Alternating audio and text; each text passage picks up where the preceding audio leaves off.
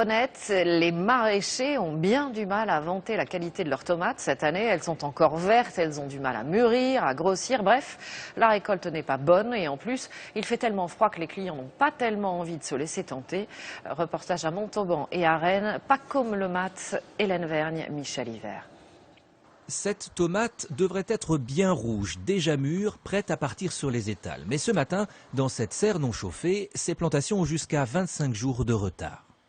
Ça devrait être une tomate qui fait 200 grammes, même 200, 250 grammes. Comme ça à peu près, quand je dis comme ça, une grosse balle de tennis. Là on est loin de la balle de tennis.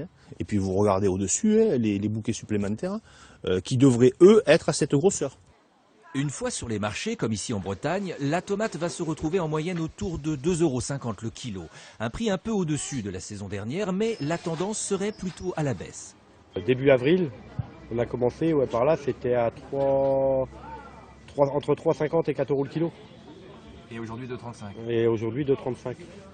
Un rapide coup d'œil à la supérette voisine et là, même constat, un prix en baisse, 2 fois moins cher que sur le marché, comptez cette fois 1,39 €. Mais au-delà du prix, c'est surtout l'envie des consommateurs qui est en berne. Il fait froid, on est obligé de faire beaucoup de potage plutôt que d'acheter en vinaigrette des choses, quoi.